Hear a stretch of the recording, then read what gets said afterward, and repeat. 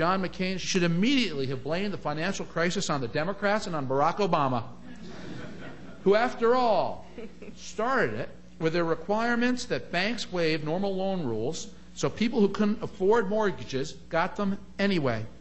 When you give money to someone who can't pay it back, you're only asking for trouble. And that's what we got.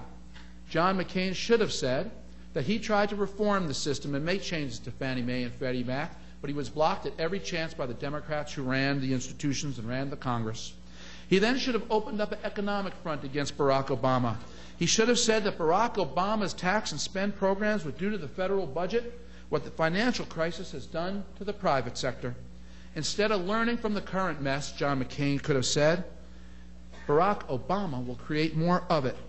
He says he'll tax only the rich, but every time the Democrats promise to tax only the rich, the middle class gets stuck paying the bill. Don't believe me? Look at the last time we had an all-Democrat Congress and a Democratic president. In 1993, Bill Clinton ran and said that he would only tax the rich. He'd give a tax cut to the middle class, but he raised the gas tax on everybody. He also increased the alternative minimum tax, a tax that was only supposed to hit the rich, that is now hitting the middle class. He raised the tax rate from 24% to 28% on the AMT. Every time a Democrat tells you that, John McCain should have said, it never turns out to be true. And also, under Barack Obama's policy, what he calls a tax cut is eloquent, but it's tricky. Under Barack Obama's so-called tax credits, what he will do is give people who pay zero income tax public money. 49% of the country will no longer pay any income taxes at all under Senator Obama's policies.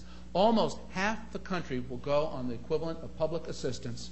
We will be creating a point in this country where virtually a majority is able to tax everybody else and say, we don't want to be taxed, but we want the benefits of government spending, but we don't want to pay a penny for it. They'll pay their Social Security tax, they'll pay their Medicare tax, and in return, they'll get Social Security and Medicare. But under Barack Obama's plan, almost half the country will be excused from paying any income taxes. Why?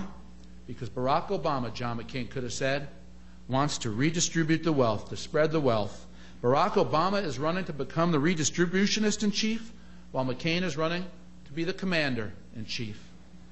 This should have been the economic front that John McCain opened up and focused on like a laser beam, and only discussed this. And he shouldn't have gotten into William Ayers and issues like that. That as morally wrong as I think it was for Barack Obama to even go to William Ayers' house, it does not matter in this election cycle. The only issue that matters is the economy.